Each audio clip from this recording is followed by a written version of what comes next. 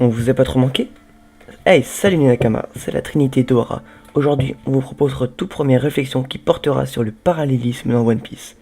Je remercie d'abord Vicky-san pour avoir entièrement écrit ces vidéos. Merci à toi. En relisant les différents arcs présents dans l'œuvre, on y a remarqué beaucoup de similitudes. En les analysant, on a pu émettre des hypothèses sur les prochains arcs à venir et ce qui pourrait potentiellement s'y passer. On va donc vous présenter nos idées sous forme de théorie. C'est parti.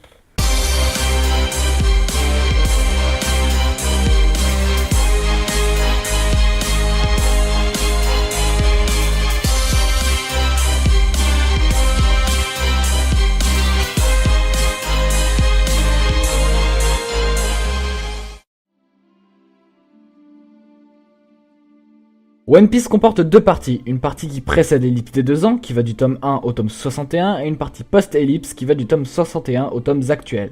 La première partie de One Piece est divisée en 6 cycles. Tout d'abord, il y a le cycle East Blue, qui sert à exposer les personnages principaux et à introduire toute l'histoire. Il y a le cycle Baroque Works, qui est composé de 5 arcs, l'arc Laboon, Whiskey Peak, Little Garden, Drum et Alabasta. Dans ce cycle, les Mugiwara font leur entrée sur Grand Line et doivent en gros démanteler une organisation criminelle dirigée par l'un des 7 grands corsaires, en l'occurrence Sir Crocodile, qui a pour but de renverser un royaume.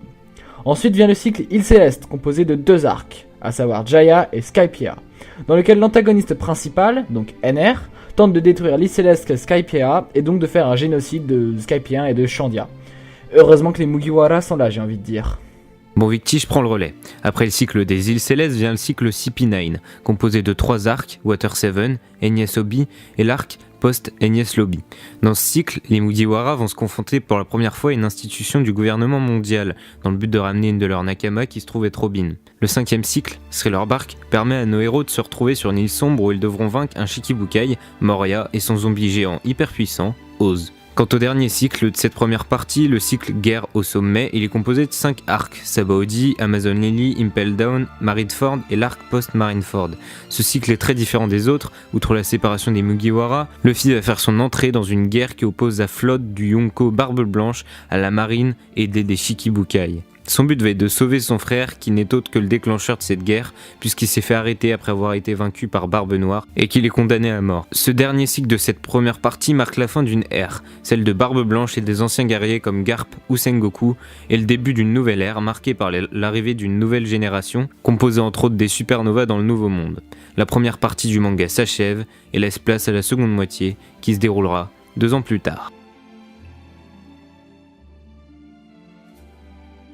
À l'heure actuelle, la seconde moitié est composée de 3 cycles. Le cycle Île des Hommes Poissons qui est composé de 2 arcs, l'arc 2 ans plus tard dans lequel les Mugiwara se retrouvent enfin et dans lequel on redécouvre les protagonistes comme ça avait pu être le cas durant le cycle East Blue, et l'arc Île des Hommes Poissons dans lequel ils se préparent à aller dans la seconde moitié de Grand Line, le Nouveau Monde. Et déjà on peut remarquer plusieurs similitudes avec le cycle East Blue, et plus particulièrement avec l'arc Arlong qui finissait ce cycle. En effet dans cet arc, les pirates hommes-poissons d'Arlong contrôlent toute une île et persécutent les humains qui y vivent. Dans l'arc de l'île des Hommes-Poissons, une bande de pirates hommes-poissons, suivant la volonté d'Arlong, tente de prendre le contrôle de l'île tout en se révoltant face à la tolérance des autres hommes-poissons vis-à-vis des humains. En plus, tout comme l'arc Arlong qui précède l'arrivée des Mugiwara sur Grand Line, l'arc de l'île des Hommes Poissons précède leur arrivée dans le Nouveau Monde. À la fin de cet arc, l'équipage remonte à la surface et croise un banc de baleines, ce qui fait tout de suite écho à Laboon, la baleine qu'ils avaient croisée au début du cycle Baroque Works lorsqu'ils ont fait leur entrée sur Grand Line quand ils sont passés par le cap des Jumeaux. Les protagonistes font ensuite leur entrée dans le Nouveau Monde, et c'est le cycle Don Quichotte Family qui commence. Ce cycle est composé de 2 arcs.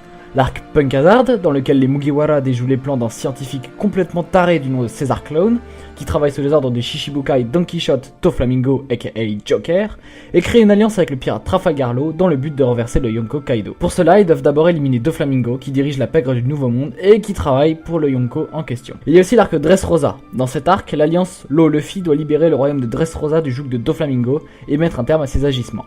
Encore une fois, de nombreuses similitudes avec la saga Baroque Works ont pu être remarquées.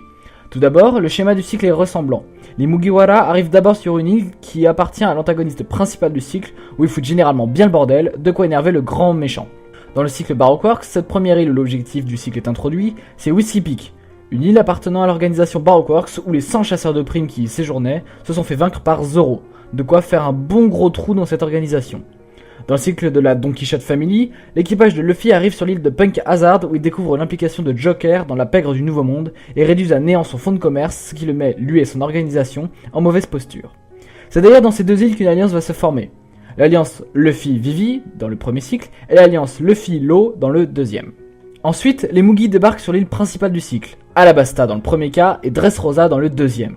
Là encore, la ressemblance entre ces deux arcs est frappante. Alabasta et Dressrosa sont deux îles victimes d'un complot, et leurs habitants ignorent les actions des antagonistes principaux et les considèrent même comme des héros. D'ailleurs, les deux vilains pas beaux ont également des gros points communs.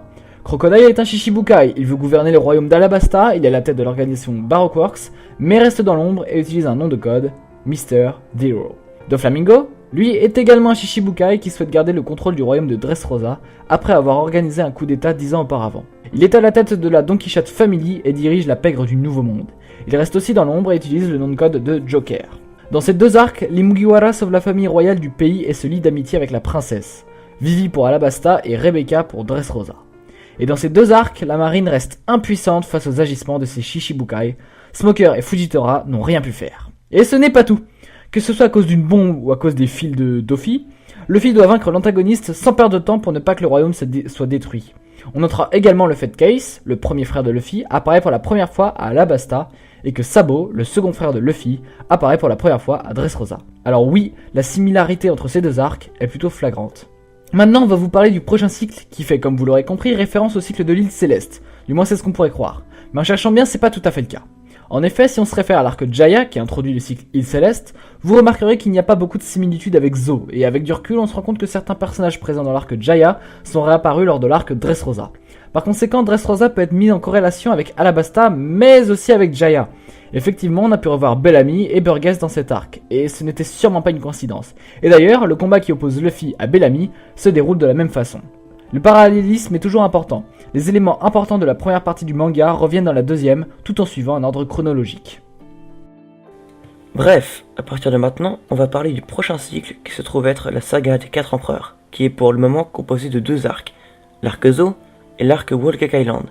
Et attention, si vous n'êtes pas à jour dans les scans, va y avoir du bon gros spoil les familles.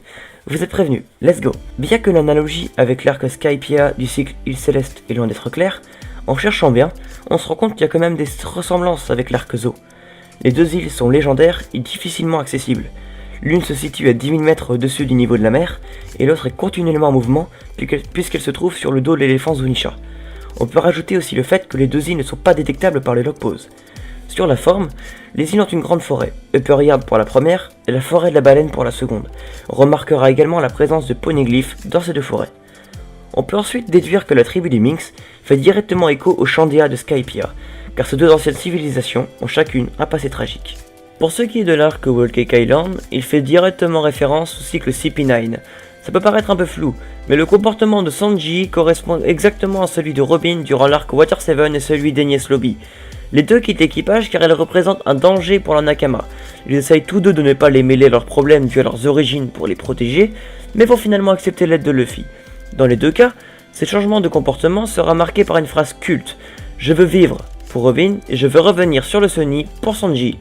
Ensuite, on remarquera que les Mugiwara défient physiquement un empereur pour la première fois, tout comme ils avaient défié le gouvernement mondial pour la première fois sur Enies Lobby. On rajoutera que le monde des miroirs de Brûlé nous rappelle beaucoup le monde des portes de Blueno. L'arc Whole Cake Island n'est pas encore terminé et il y aura sûrement d'autres similitudes avec le cycle CP9 et on va d'ailleurs théoriser dessus. Mais avant ça, on notera qu'il y a également des clins d'œil au cycle Thriller Bark, comme on a pu le voir avec la jumelle de Lola ainsi qu'avec le pouvoir de Big Mom. Moria pouvait voler les ombres et les mettre dans des corps et la Yonko peut voler les âmes et les mettre là où elle le souhaite. Y a pas à discuter, le parallélisme est très présent et permet au lecteur d'émettre des hypothèses sur la suite du récit. Et ça tombe bien puisque nous sommes des lecteurs.